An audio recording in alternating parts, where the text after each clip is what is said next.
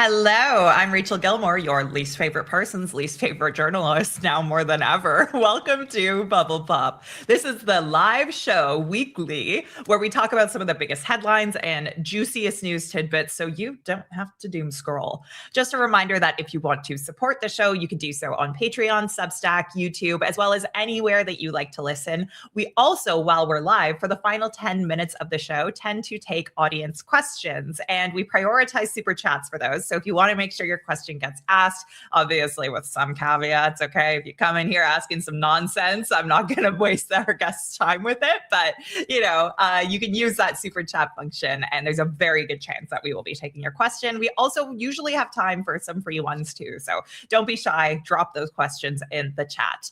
All right, let's get into it. It has been a tough week for the white nationalists. First, a little over a week ago, I published a piece unmasking where the Frontenac Active Club had been training, unbeknownst to the gym owners. So just a quick reminder for the uninitiated, active clubs, these things that these guys are a part of, are a growing problem in Canada. These groups of white nationalists, quote, focus on physical recruitment and combat training in preparation for eventual violent confrontation, according to an internal government report first reported last week by CBC News. And I also got my hands on a copy of it. That report also said that, quote, compared to other countries, Canada appears to have a disproportionate number of active clubs, with more than 30 of the nearly 200 known global chapters existing in Canada. So that's something.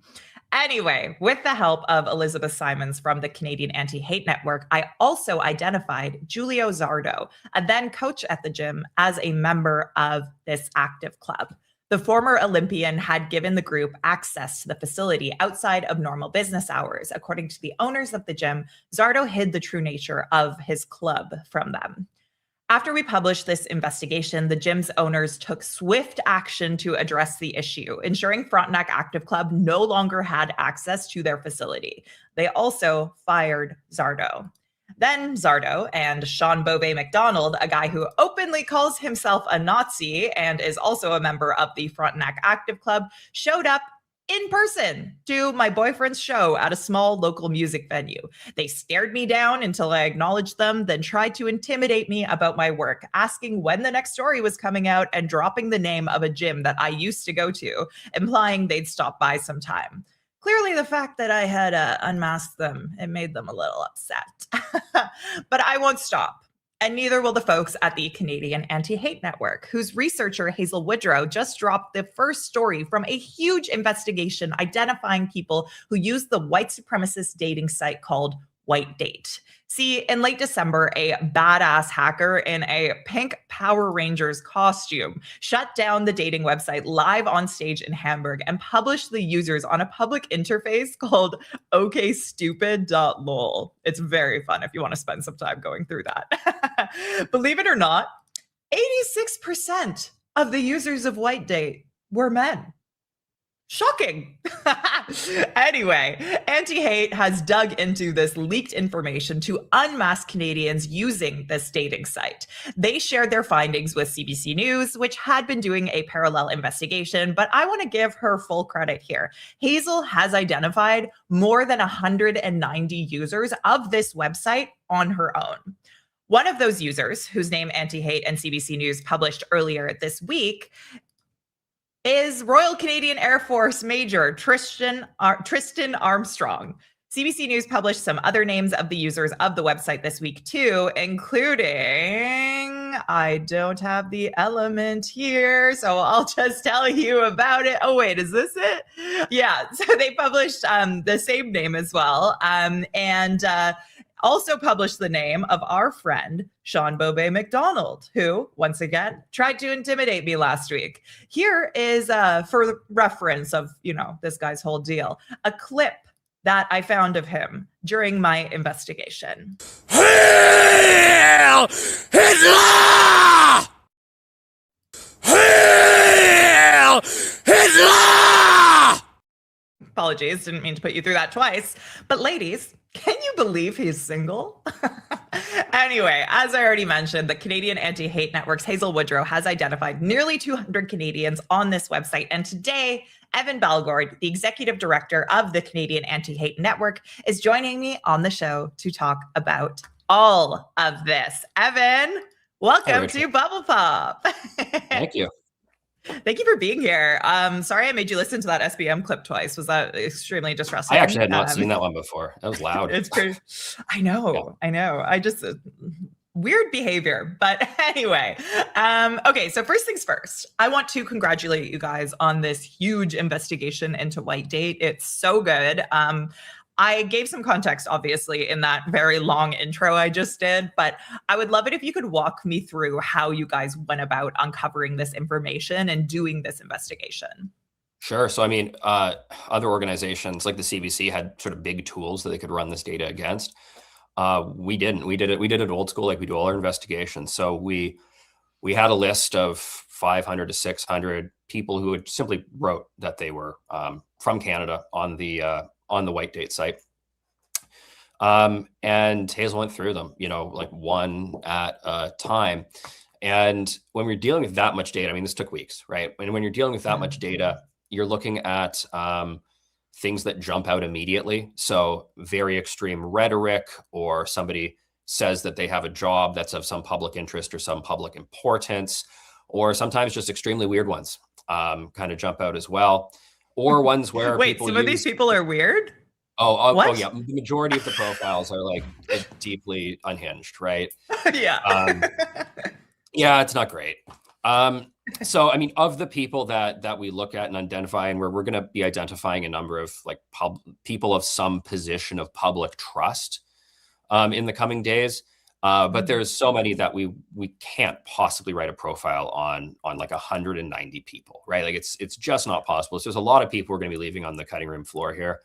But there's so many neo-Nazis that'd be well known to any anti-racist community, and have been reported on and widely identified as neo-Nazis or white supremacists for a very long time, including your friend who showed up to intimidate you. Right. Yeah. Including individuals like Kevin Goudreau, and many other names that people who are in the know would be like, oh, that guy again. Yeah, he's in here. So the ones who are left, the ones we paid attention to the most, are the people of public importance. And that's where we focused. And, we made the identifications a number of different ways. Some of these people just told way too many personal details about themselves on this white supremacist dating website that we could match to other people's public personas elsewhere.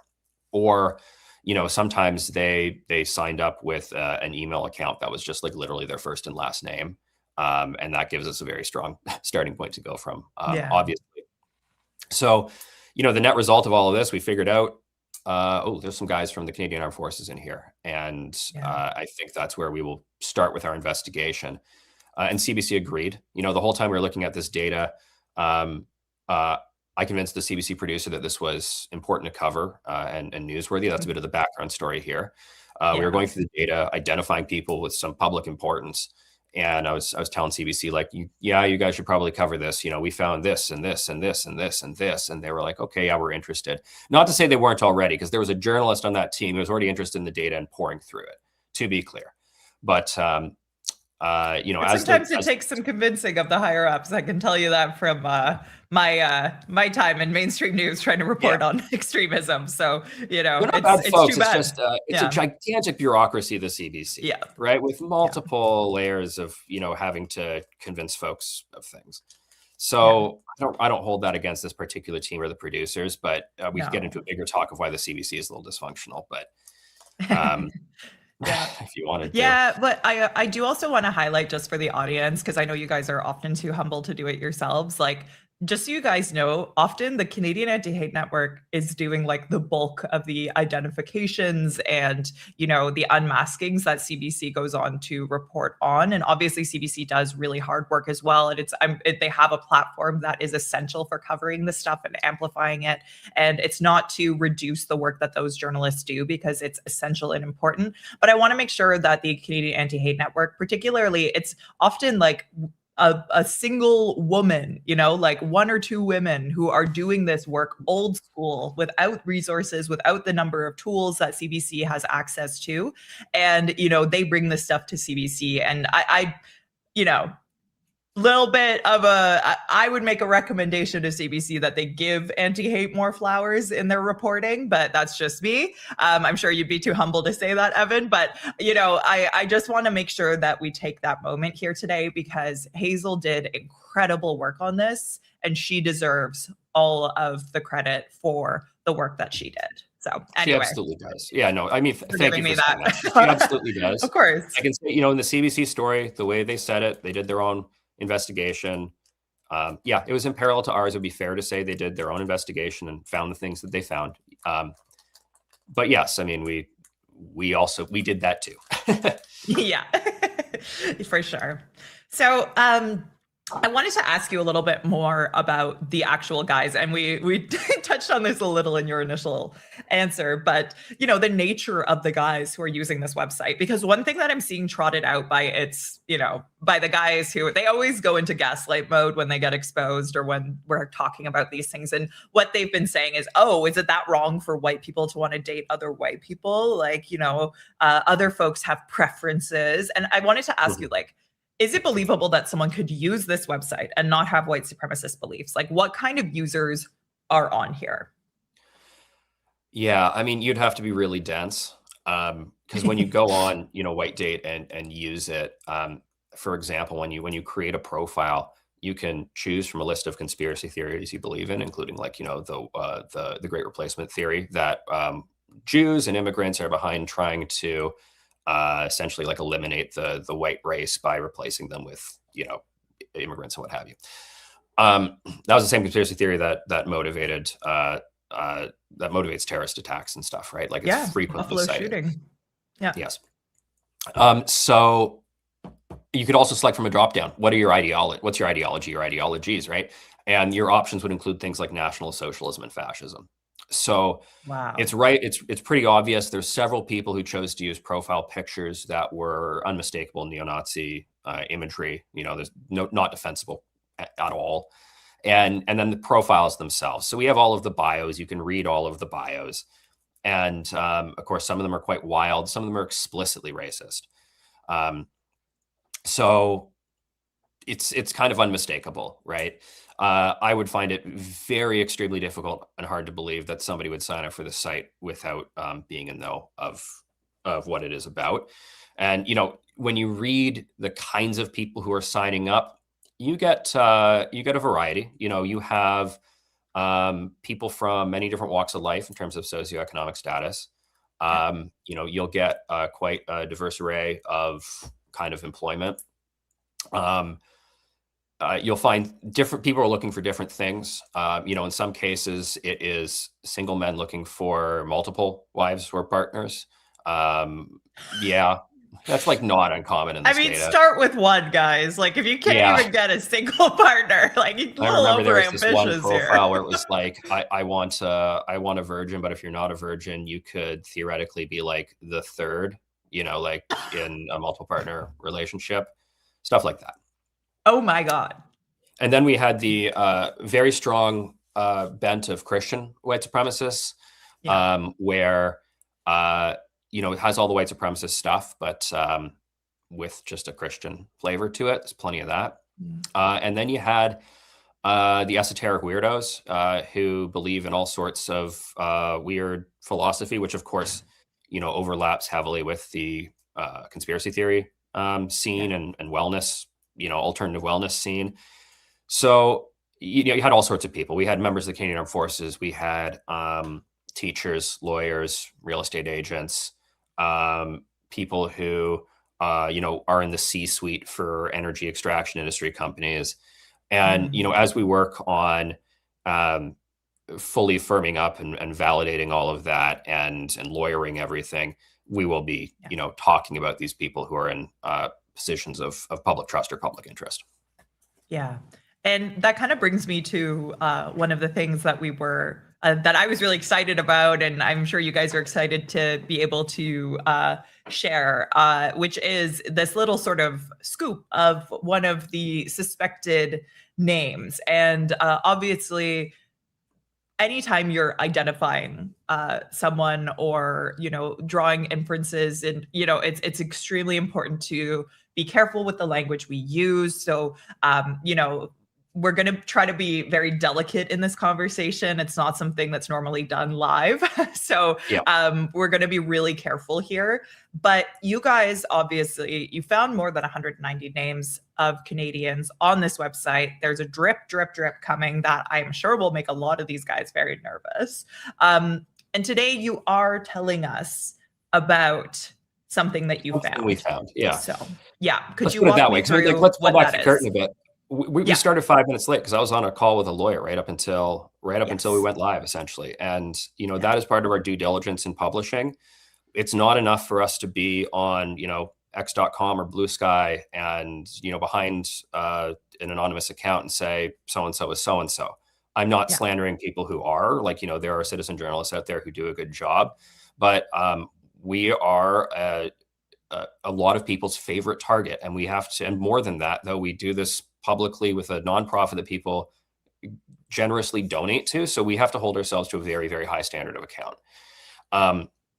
So what I can say about this, though, is we identified, or we found an acupuncturist in Surrey, British Columbia, who in his public postings has many details that would match up to a user that we found on Whitedate. Details like the kind of medicine that they practice, traditional Chinese medicine and acupuncture. The specific list of activities and hobbies that they are interested in, including like a particular kind of fishing, Muay Thai, several other things. And both this user of WhiteDate.com and this Surrey acupuncturist also seem to share a family history, specifically sort of the political orientation of their parents that they disclosed, and some health things with one of their parents that they disclosed. So there's many overlapping points of data between this person in British Columbia and the profile, including, of course, that the profile on Whitedate said that they are in Surrey, British Columbia.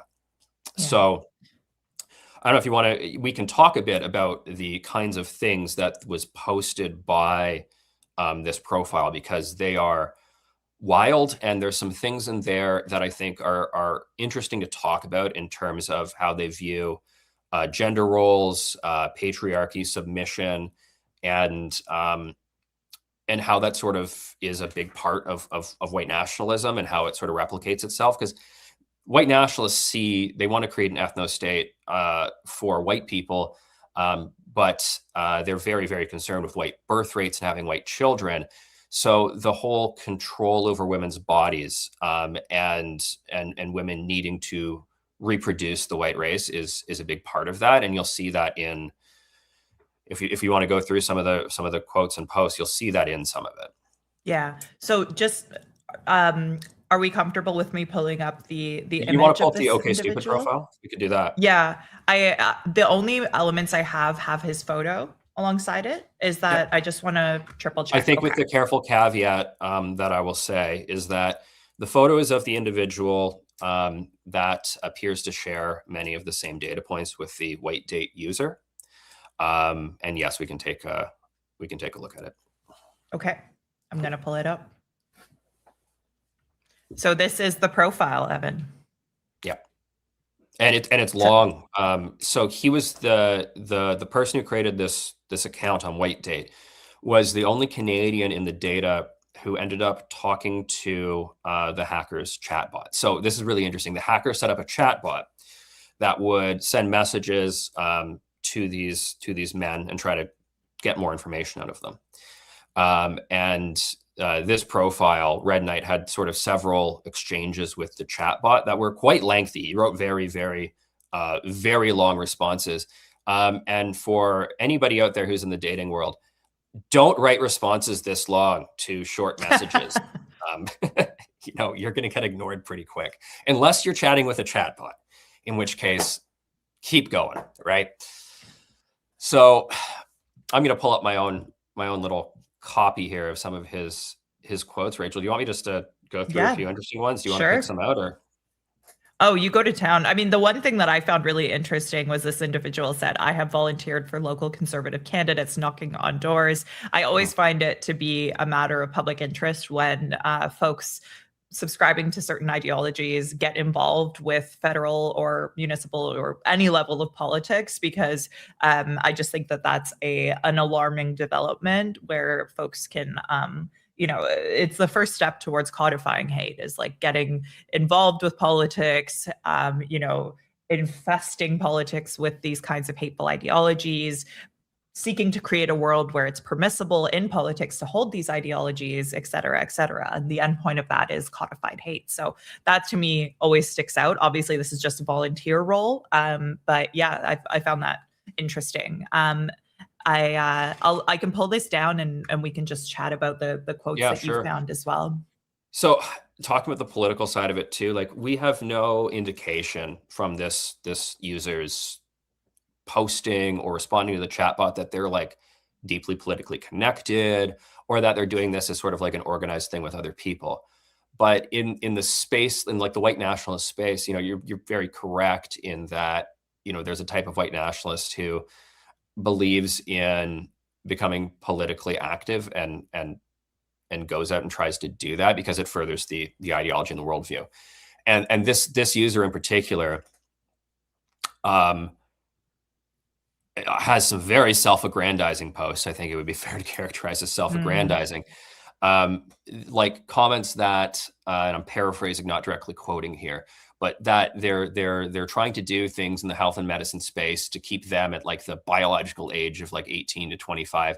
And we've seen this elsewhere in the alternative wellness space with like the eccentric, billionaire types and stuff.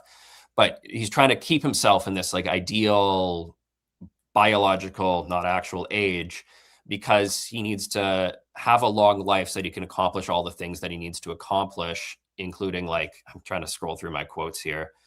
Yeah.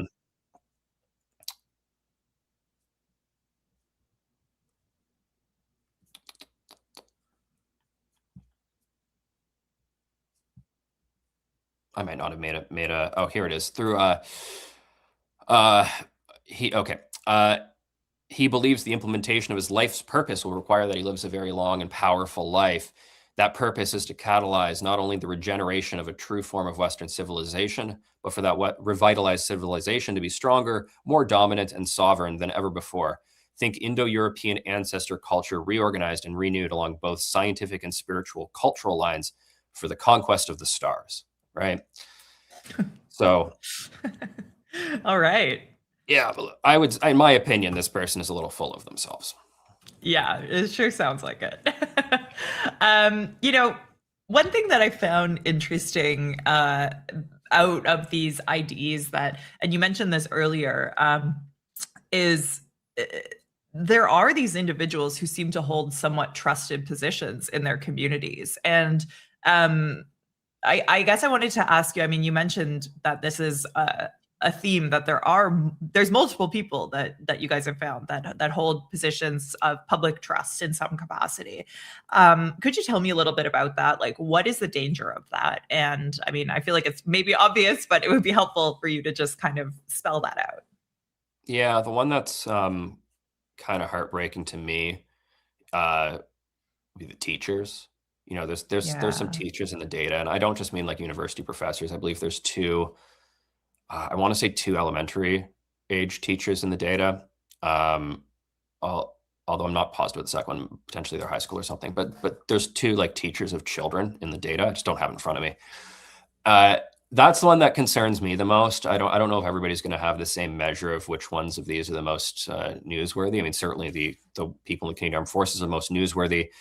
The person that we identified as a major in the Royal Canadian Air Force, for example, is working on that very big, expensive project buying like or figuring out the next generation of fighter jet, right?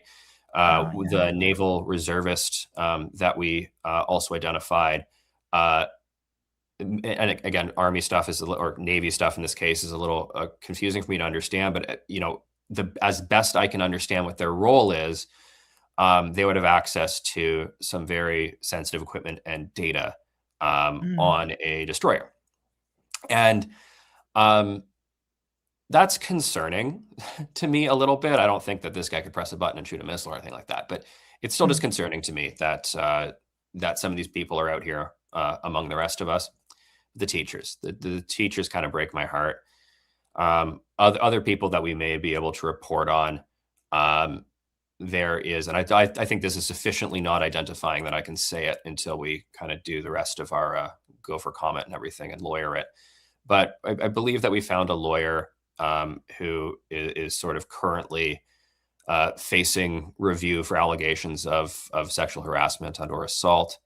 And in one case, we believe we actually found another individual who works in a tech industry who has been convicted of producing and holding child sexual assault material. So kiddie porn. So there's a lot of like not great stuff that's in this data.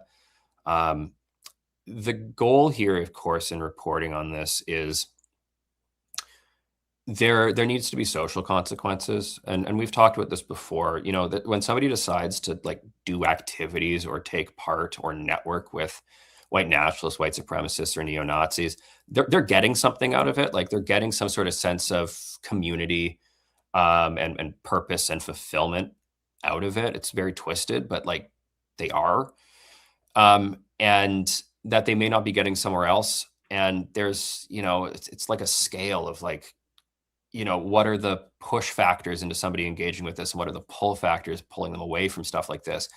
And we believe that creating social accountability and making it clear that, you can't have two lives, where in public you try to appear like a totally normal person, and then in private you're connecting and helping to sustain some kind of white supremacist movement. Those things are in conflict with each other. And when you de-conflict those things, when you make it, obvious and clear to the public that these people are engaging in that activity, oftentimes they curtail their behavior because they are afraid of those social consequences of engaging in that kind of behavior. Yeah, and that's actually something I wanted to dig into specifically. I'll just quickly mention, we've clearly broadened out this conversation at this point beyond the individual who we were unmasking. But you were unmasking. But I just want to let the audience know that I personally also reached out to the individual with a request for comment on, I believe, Wednesday afternoon, and have not heard back. And I believe the Canadian Anti-Hate Network has also sent similar requests for comment. I don't know if there's any update on that, but I just wanted to make that very clear that, we've given this, I've given this individual an opportunity to respond ahead of today's podcast. And you guys did too. They shortly thereafter made their Instagram account private, right? So we can take that as a pretty strong indication that they received our respective requests for comment. Yeah. Okay. But I wanted to press on about the importance of this work and like why we do it. You're talking about how it's not really cool to live this double life, and that was certainly something I heard after I unmasked the gym coach in the last week with the help of Liz, your colleague, I heard from people who knew him that it felt like he was sort of living a double life, and I think it's you kind of touched on this, but I would love to hear from you, because one of the bits of backlash that I always find to be a bit of a red flag whenever someone says this, but they'll be like, oh, so you're just doxing people. Why are you just doxing people? I don't know if you can expand a little bit more on why this is something that is important to do as a form of investigative journalism. Well, let's take it a step further, right? Because people say like, oh, hey, you're calling just conservatives racists and things like that. No, we've never reported on anybody just for being, somebody's racist uncle around a dinner table. Like the amount of shit that we see every day of like just awful racist stuff. Like that doesn't meet our bar for reporting on something. You know, somebody has to be involved in some kind of organized hate movement for us to take a serious interest in them. And we report on people primarily based on, you know, how concerning is it, what they are connected with. So we've been doing a lot of reporting on the active clubs because if you look, you know, internationally, just since like January, there's like 3 more series of like violence or arrest associated with the active clubs. There was a weapon seized in Germany. There were a series of what looked like racially motivated assaults in Sweden. I hope I got that right. And there were people arrested on weapons charges, but who were allegedly putting together some kind of network that would have the capacity to like target high-profile individuals in the United States. So in the active clubs here, you know, while we don't have them plotting to do anything quite like that yet, I hope, they are connected to this broader network that does engage in that kind of behavior. They use language and rhetoric here, which is very damaging and detrimental to like a multicultural democracy.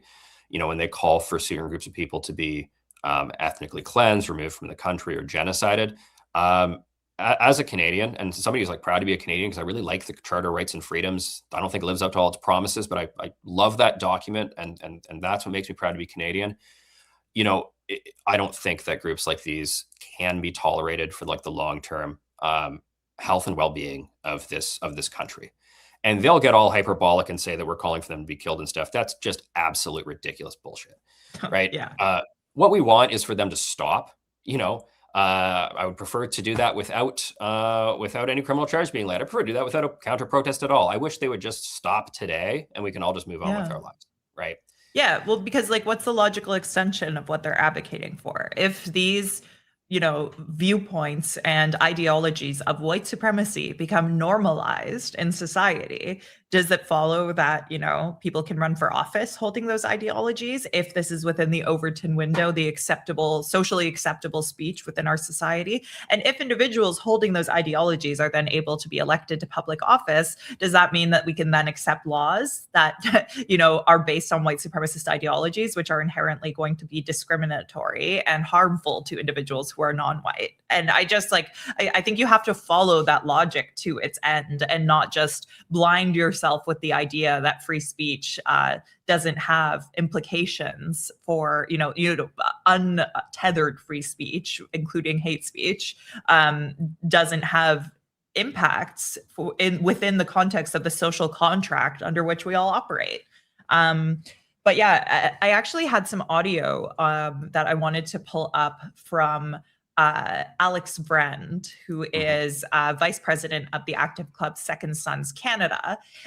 He's one of the individuals who was photographed in the gym photos that I had reported on last week as well. But he actually, with all of like the strategic prowess of a villain in a bad movie, likes to just like go on about why these tactics actually work to disrupt white nationalist organizing and recruitment, and why unmasking names is effective in terms of disrupting these movements and hate. So I'm just going to play this, and then I would love to get your reaction to it. A lot of people fear law enforcement or repercussions from the state. Right. In my experience, the much more threatening element is actually non-state actors. So it's the anti-hates, the CBC, random Antifa. They will do much more damage to your life for being part of an organization like this than the police will. And the reason for that is because you're not doing anything illegal. So it's only social pressures or cultural pressures that really do a lot of damage to people who take part in this. Yeah. So what's your thoughts on what he just said there? First off, I've listened to the longer clip and times they've talked about this before.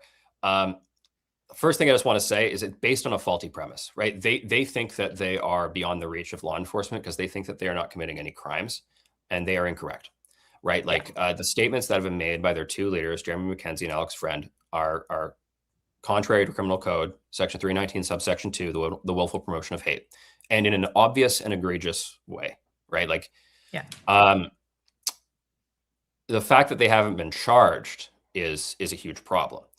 And it shouldn't be on us to like make criminal complaints. We know that they are monitored by law enforcement and national security. So why haven't charges come down the pipeline, right? We actually know in Nova Scotia, we have a pretty good idea why that's happening with Jeremy Mackenzie. It's because the police of jurisdiction in his area that are charged with the investigation into him for hate speech don't have the resources or the expertise really to like they haven't done a case like this before. I'm not saying they're incapable of it. They haven't done one before. And as a result, you know, we made our criminal complaint I made my first criminal complaint against Jeremy Mackenzie in 2021 to the wrong police. Fair enough. We made it to the correct police of jurisdiction in August 2024. And that investigation is languishing, right? What needs to happen, in my opinion, is the RCMP as an organization, as a whole, the Integrated National Security Enforcement Team, and then the RCMP as a whole, need to put resources into these local police of jurisdiction office specifically to target cases that they can't otherwise handle. And like in the case of this, Mackenzie's hate speech, right? And Vrend is even worse. You know, Vrend has gone so far as I'd say there's even a possibility of prosecuting under section 318, which is the advocation of genocide. So I'm sorry, that's a long tangent, no, Rachel. But I actually have that audio if you want me to play it, of Friend. Sure. I think it's probably the one you're thinking of. So folks, just to give you a sense of the kind of speech we're talking about, this is Alex Friend speaking in a Twitter space. I'm just going to go off here for a second. When we take back this country, it's going to be no apologies. And when we're done taking back our own countries, I'm coming back to fucking India to finish the job the British should have done 200 fucking years ago. That's my fucking life's mission, is to, nobody belongs anywhere. I guess you don't belong here. And this time it's not going to be, we're bringing you trains and we're bringing you technology. No, it's going to be, we're bringing you fucking brimstone and hellfire to scourge you from this fucking planet. That's what I'm going to do whenever we take back our country. That's where I'm at now with you fucking Indians. You don't deserve to exist on this fucking planet. Yeah. Was that the clip you were thinking of? I mean, it's one of many. One of many. Yeah. Pull up for them. But yes, I mean, like in my opinion, you know, that's a call to genocide. And I think that's a pretty reasonable opinion to hold about that. And it's not even a call to just like genocide a group of people from your particular country. That is a call for like just to destroy the existence of a group of people. So yes, that is the kind of content that I'm talking about. There's another member of their group, a woman who I think it would be fair to say on X.com literally incites hate crime. Says, I want to see more of this happen, or this looks great, let's go out and do that, when they share clips of hate crimes occurring. So yes, what they are doing in some cases is illegal. They are correct that they haven't faced charges so far. That doesn't mean that they won't. But further to our previous, what we were talking about previously, the social consequences. Yeah, they're afraid of those because when you expose a bunch of guys that go to like a white nationalist conference in Vancouver, for example, we have pretty good indications that that is disruptive. They might try to put on a brave face, but you know, people stop showing up to their whites only workouts. People delete all their social media accounts, even after putting on, you know, a brave face about all of it. People are less likely to show up because they know that this is a possible, and in some cases even a probable outcome of joining a white nationalist or white supremacist group, is that their mom's going to learn about it, their employer's going to learn about it. They can't do that. And of course, they try to draw an equivalence here with anti-fascism. Why do Nazis mask up? Nazis mask up because they want to avoid social accountability from their communities and the wider public as a whole. Anti-fascists mask up because they want to avoid being specifically targeted by those neo-Nazis and other racists or what have you that they are demonstrating against. So these are markedly different things. Well, they prove the necessity of that when someone like me publicly reports on them with my face, and then they show up. Yeah, very much so. And Alex Friend, I do hope I'm remembering this correctly, because I tried to find this clip the other day and I couldn't. So I do apologize if somebody checks me on this, but he said something along the lines that made me have the impression that they were strategic in how they communicate what I interpret to be death threats, where they will say things like, you know, when we take power or whatever, we're going to put you on trial and execute you, things like that, right? When they use that kind of language, they think that this is not what the police would consider a death threat. I don't know if they're correct or not about that one, honestly, but it is a threat. But they believe that they have found this sort of loophole for threatening people because they're talking about a hypothetical future. Let's parse what they say, though, for a second when they say things like that. They're saying when we take control, you know, when we run the country, we're going to put you on trial and then execute you. That's not a trial, right? Like there's no trial. There's no due process if the outcome is already being determined that you are going to be killed. Yeah. So this is just a death threat. And they regularly engage in this kind of language, talking about a hypothetical future. And when we talk about the danger that they are, when they talk about their hypothetical futures, it's always talking about killing people. Just a normal hobby to have, I guess. You know, I wanted to ask you, and I want to make sure we still have time for audience questions. I don't know how hard your out is of, normally we go for an hour, but, you know, if you, okay, cool. I'll still try to keep us to time so I don't abuse your generosity too much. But, you know, I wanted to quickly touch on, you know, obviously what happened in the last week. It's almost awkward to ask you about it, you know, with these, you know, Sean Beauvais McDonald and Giulio Zardo showing up to try to intimidate me for my journalism. I know it's difficult to speak about this from an analytical expert perspective when you're literally talking to me, but I was wondering, like, if you can take, I guess, the emotion out of who you're speaking to for a moment, and just tell me a little bit about what it tells you that, you know, they're this emboldened, that they're comfortable. You know, I know that Adelante in 2018, another far-right group showed up to the Vice offices to try to intimidate journalists for reporting on them in Montreal.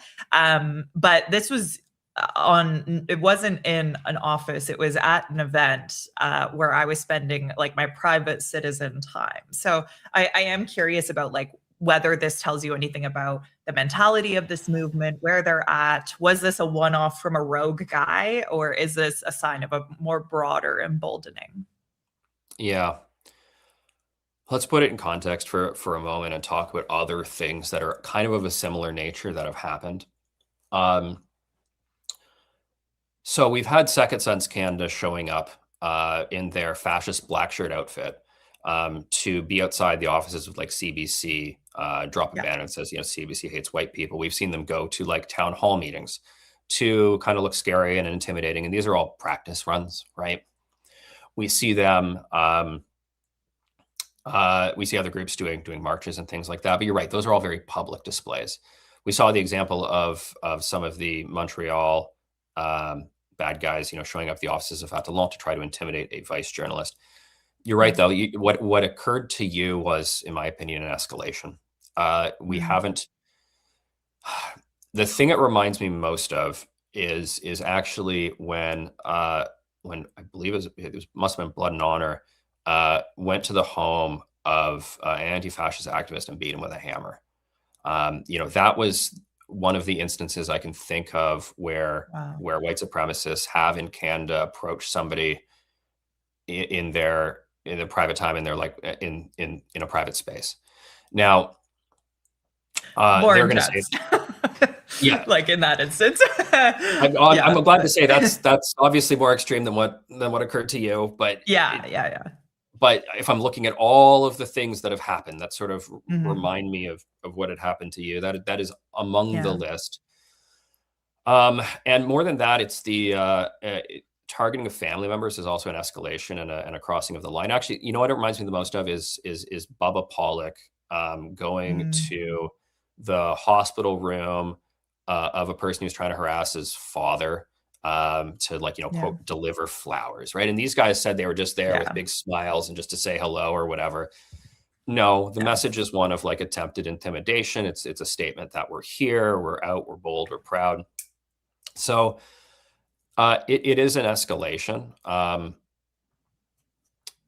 and I'm sorry that happened. It's not Oh, it's not yeah. comfortable. And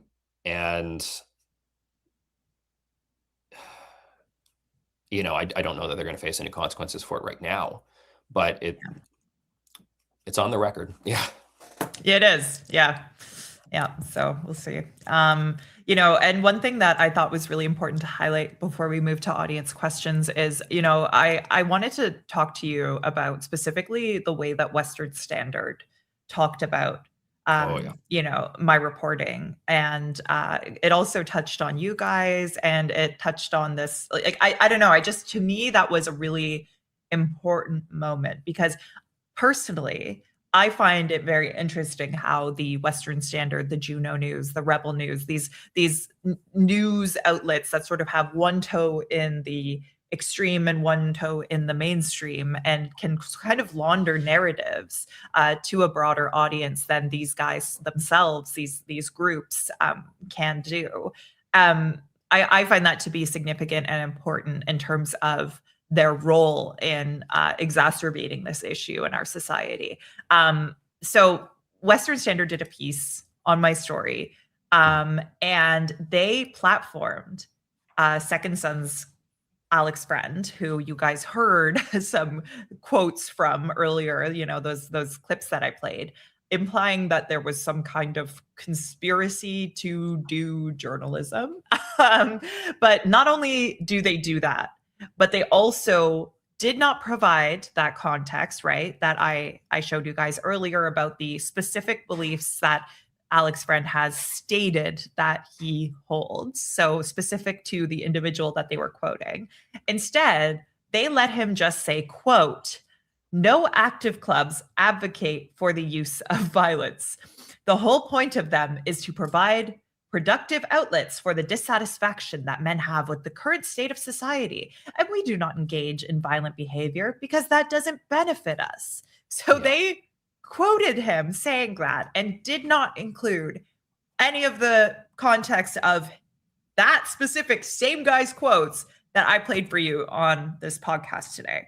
I wanted to ask you what impact reporting like that from outlets like Western Standard have on these movements and on the ecosystem of white nationalism in Canada. Yeah. First, fact check. Alex Friend calls for violence frequently, right? Like, yes, we played it on this podcast. Yeah, that's one of many, many, many examples you could choose. So there's actually an even more interesting backstory behind that Western Standard story. So there was a Spaces call hosted by Joanna Evanson or Blonde Bigot on Twitter that Vrend was on and others. And Vrend actually talked about, he believes there was a wide-ranging conspiracy done by, I don't know, the Saucer People or CSIS or the Midnight Vampires or whatever to give us or coordinate the release of the report or something like that. It was this is the report on active clubs that I showed you guys in the intro. That it was just an internal government report on active clubs in Canada that specifically mentioned Second Sons and Frontenac and others. Yeah, this was just a case of like regular journalism happening. There wasn't like a crazy conspiracy behind it. Right, but on the Spaces call, so Alex Friend is talking about his conspiracy theory about this, and specifically was just like, we really need media that's, I'm paraphrasing here, but like media that's on our side, but to like be a bit more courageous in platforming us, et cetera. So like he literally asked and named Western Standard and Juno and some others, I believe, I'm going off my best recollection here. But he pointed out outlets of that nature and said that they really need coverage from them, and specifically around painting this conspiracy theory, specifically that we're talking about.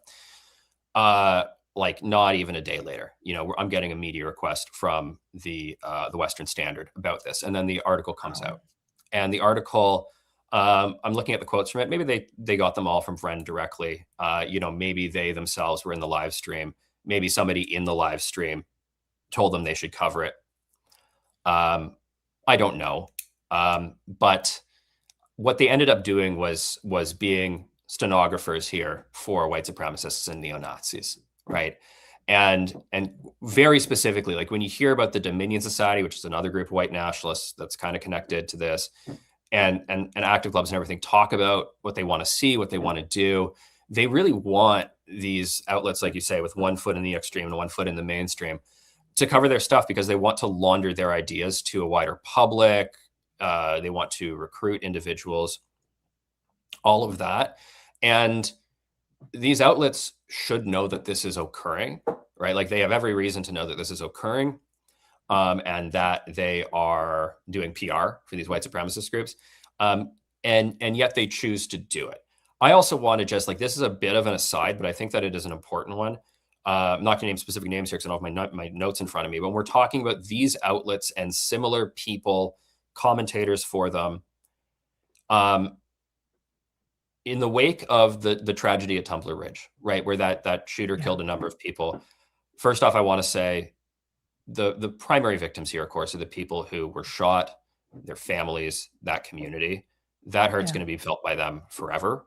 And that is an absolute tragedy, right?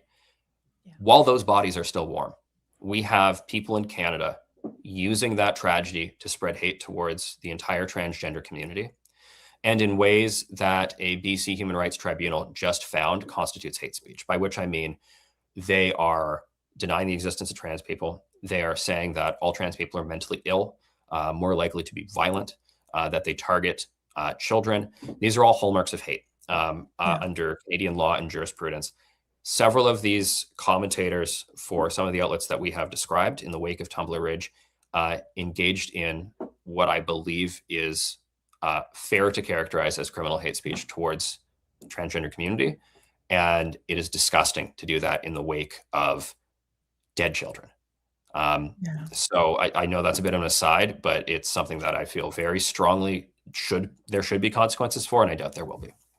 Yeah, I think it speaks to the editorial decision making of individuals who work at certain, publications. I'm not naming the specific ones again because I don't have notes in front of me either on like who said what, but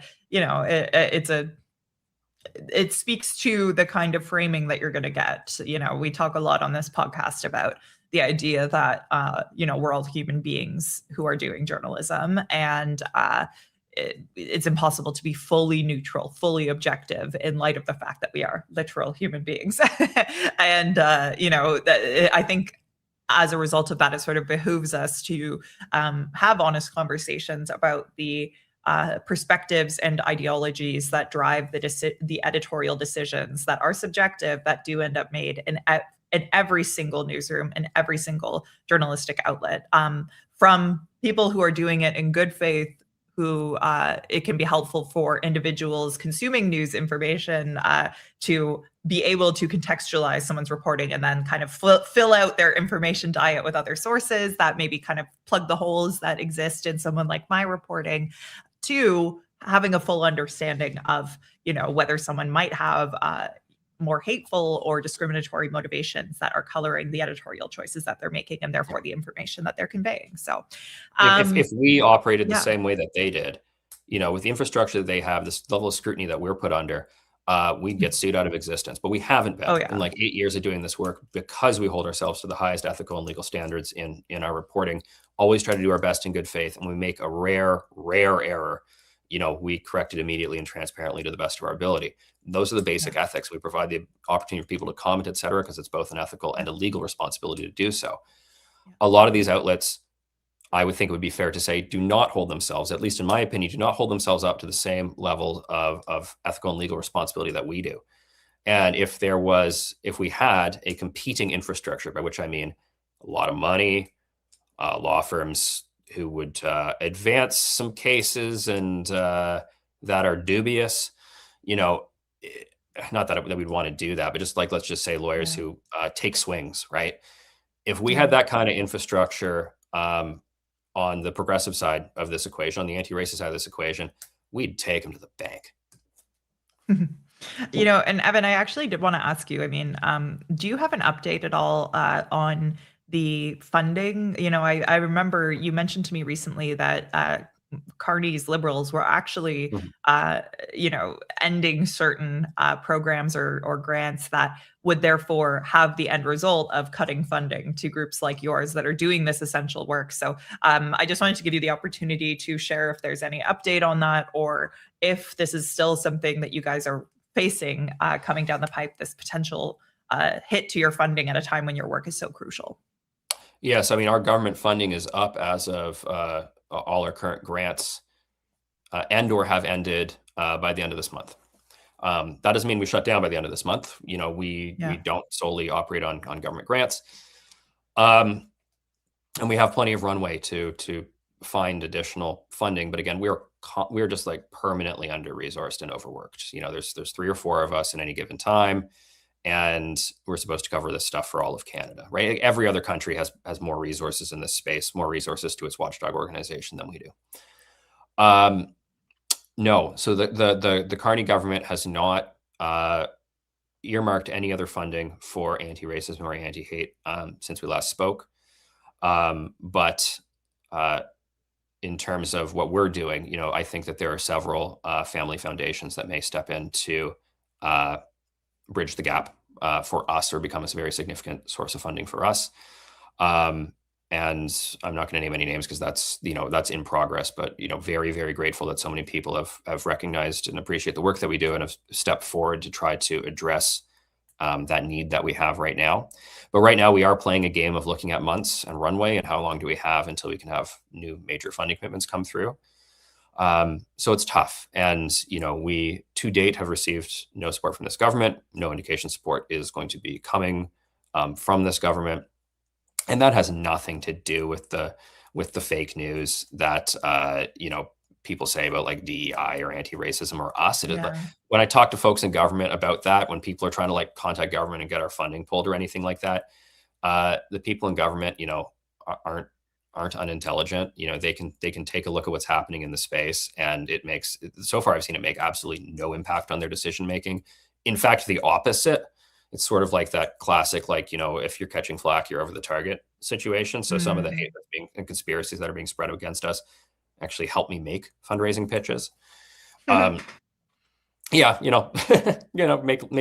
of lemons or whatever.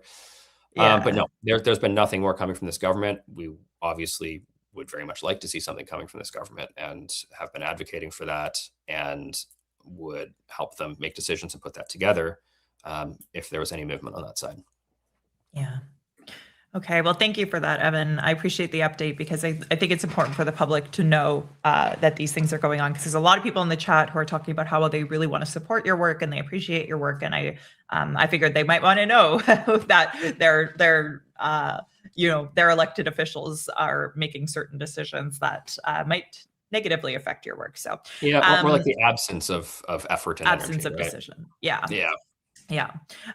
So folks, I want to turn to audience questions. We're already 5 minutes over the time. So I don't know if Evan can stick around for maybe 10 more minutes just to give people an opportunity to ask some questions. I'll give you guys a minute to drop those questions in the chat now. If you have them, we'll be prioritizing ones that use the super chat function, but I'll do my best to get a bunch of free ones in here too. While people do that, Evan, folks probably want to keep up with you guys after they heard you speak for the last hour. So how can they do that? Antihate.ca. Right now, we're kind of running a pledge campaign, and how it works is you can go to pledge.antihate.ca, or there's a link on our homepage, a pop-up that'll come up. And what we're asking people to do is to commit to take action in their local community. We're not going to direct or tell you what to do. That's not our role in this. You can tell we're overworked. But we do provide some guides and toolkits and resources to help you get started in your local community if you want to take meaningful actions against hate and racism. And that would also put you on our email list. And when we have a big, important breaking story, we'll send you that. We don't publish as much as we used to because we focus on our big investigations. So I promise being on our email list is not going to overwhelm you or be a waste of time. It'll be interesting stuff. Awesome. Okay. We have a question here from PD Lemon E, who says, you mentioned that there are far more men than women on White Date. Does that ratio seem accurate? Was the Canadian Anti-Hate Network able to link accounts held by women on White Date with women in Canada? Yes. So I think the number was 86% men, 14% women, which I think is pretty bad numbers. I don't know how that measures up to like I don't know, a Tinder or a Hinge or what have you. I don't know how that measures up, but it's not a good ratio. Yes, we were able to link accounts to women and some of the people in public importance that I believe will be reporting on. A couple of them will be women. Again, because we need to go through every single due diligence step and verification. I can't give a name right now, but that one of the teachers that we were talking about was a woman. We also found somebody we believe was a like support staff at a shelter, so like a social worker. And their trajectory, if it is indeed this person, is interesting. It looks as though they had a role as a social worker, and then it looks like COVID happened, and they kind of became conspiratorial, and then some years later they end up on White Date. So I mean, I can't say one thing definitively led to the other, but here are things that happened in order. Another woman we found had been part of Aryan Nations, and says she still very much holds those beliefs. So this would be pretty extreme neo-Nazi group. So yes, there are women that we will be reporting on should we be able to do every level of our due diligence. Distant Tranquility wants to know, is there any way we can volunteer directly for the Canadian Anti-Hate Network? I super appreciate that. I don't want to be dismissive of that. Like I really, really, really appreciate that. The issue comes down to our capacity again, being only 3 or 4 people and working really hard on these investigations. We don't have, we don't have a plan. We don't have the time to engage people meaningfully like that. If we could expand, one of the positions I would love to hire for, if we had all the money in the world, be a community manager where we could more directly involve folks like you that want to help. As things are right now, we very much take tips from the public. If something is discovered that needs a light shone on it, we read everything that we get. We can't follow up on everything, but that's a way you can help. But also, if you sign the pledge and then check out our guide, 40 ways, even more so than we need help, things need to happen locally in communities to take a stand against racism and hate. So there's many things that you can do. And I'd say if there's not a group in your area, start one. Somebody wrote us back right after the pledge thing, and I thought it was the sweetest thing in the world, how they were going to start a book club and start it discussing Timothy Snyder's book on fascism and use that as a way to get people together to galvanize like anti-racism organizing locally where they lived. And I just thought that was a beautiful, creative, lovely idea, and really appreciate people taking their own initiative on stuff like that. Awesome. All right, we got a super chat here. And I also just want to acknowledge we got a bunch of just generally supportive super chats without questions over the course of the interview. So thank you to all of you who sent those. They're really appreciated. Michael Palin wants to know, I live in Saskatchewan. What orgs should I be aware of out here? I don't know if you have those off the top of your head, Evan. Sorry, I mean, I'm sure that, Michael, if you want to send me an email, I will give you a better answer because it's a lot of stuff we can keep at one time. Yes, you will. Like I can definitively say that yes, you will. It's very likely you have one or more active clubs out there. And active clubs, of course, are those whites-only workout groups that preparing for what they see as like an inevitable and necessary use of violence to enact their worldview, defend themselves, attack their opponents, in some cases enact a political agenda. I can say I would be very, very surprised if you didn't have an active club there, but I would have to check my notes, but please send an email if you want to follow up. All right, Zwar Hall, thank you so much for the super chat. He wants to know, with so many young men being recruited by hateful influencers, what should be done to protect them? Oh, I mean, that's $1 million question. Yeah.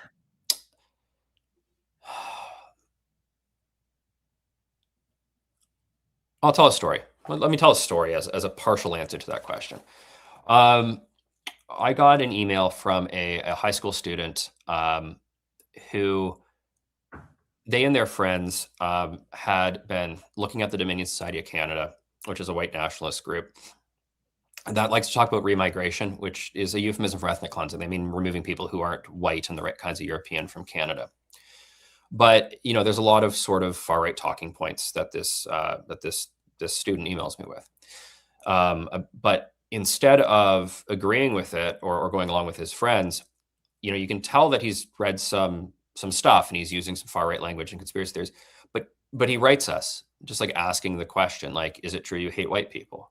Right. So it enabled me to have a dialogue with this student where I took a long time writing this email response because I was just so touched that somebody would reach out like that, and talking about, adding nuance to things, by which I mean, they say that immigration is to blame for crime and let's focus on that, right? Like danger and crime and violence, right? And I posed him a question because I'm like, okay, let's think about this for a moment, like a sociologist. What factors go into a crime rate or violence happening, right? And I said, let's presume for the moment, this is not even true either. This is just a thought exercise, but let's presume for a moment that the number one determinant of how much crime is in an area is the opportunity that people have in that area or socioeconomic status that they have in that area. Are their jobs? Do they feel like they can get ahead in life? Is their education?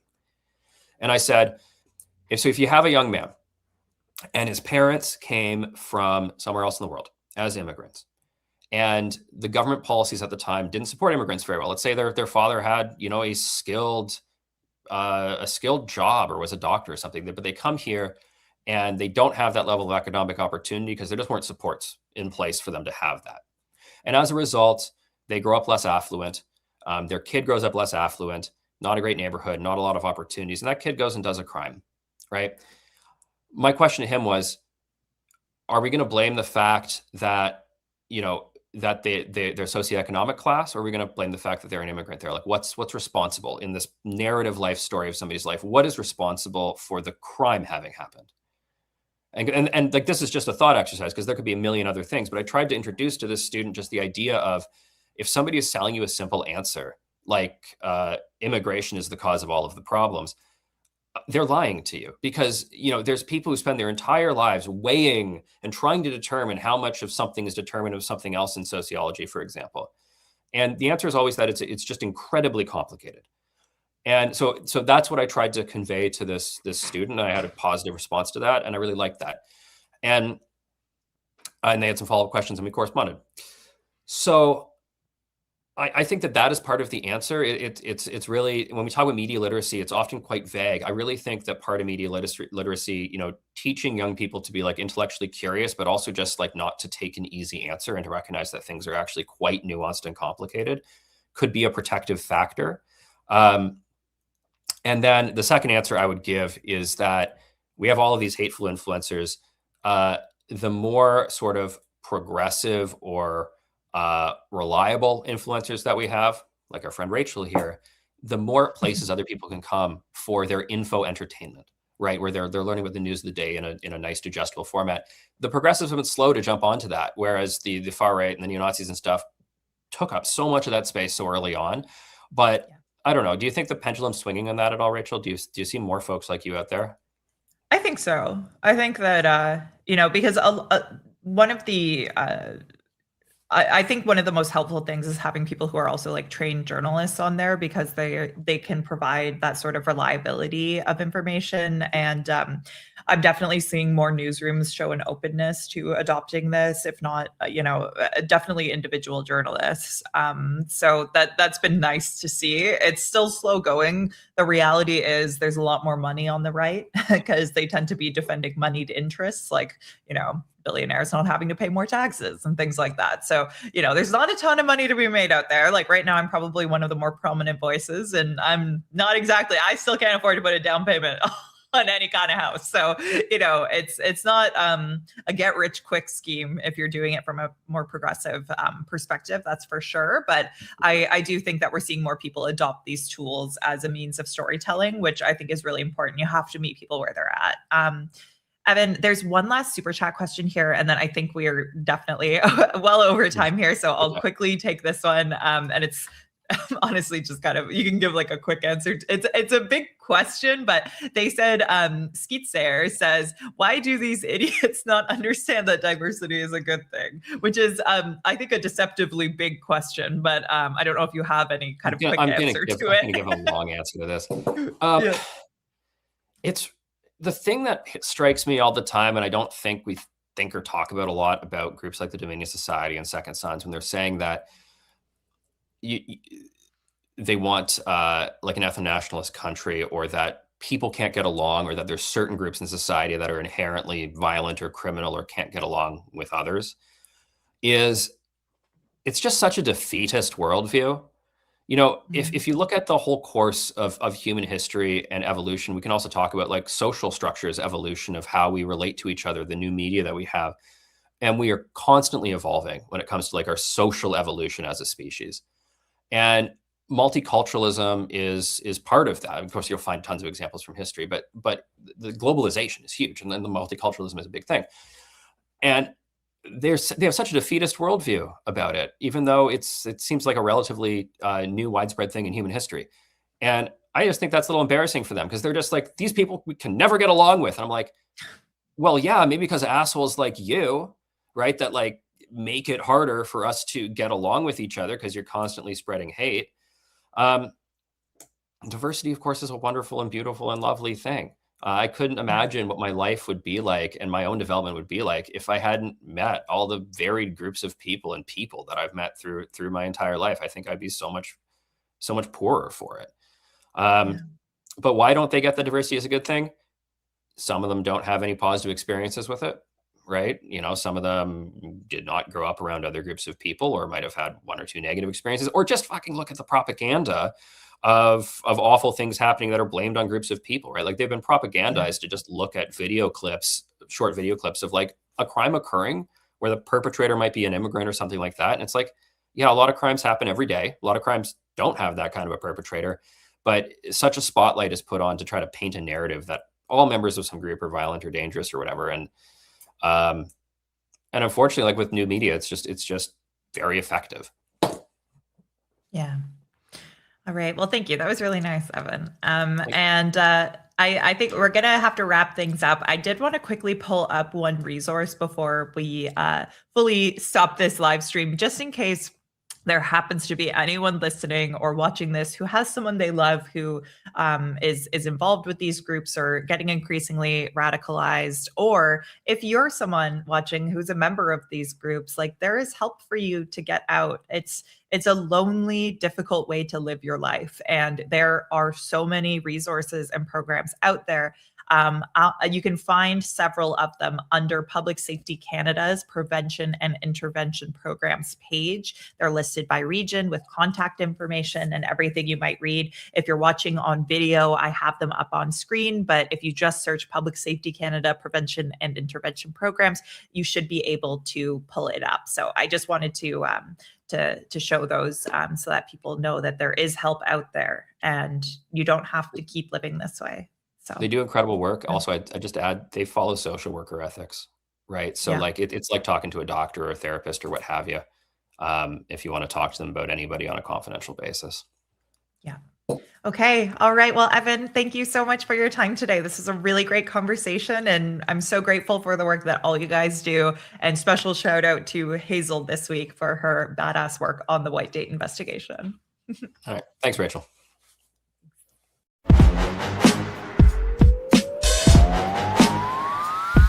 Thank you for listening to this week's episode of Bubble Pop. I'm Rachel Gilmore, your least favorite person's least favorite journalist. If you enjoyed this episode, consider subscribing on YouTube, Patreon, Substack, or wherever you like to listen. You can also find me on TikTok, Instagram, Twitch, and Blue Sky. I'd like to give a special thank you to Hans Vivian Wenzel for making the incredibly groovy music for Bubble Pop. You can find more of his stuff on Spotify under the artist name Hans. That's a lowercase h with an exclamation mark.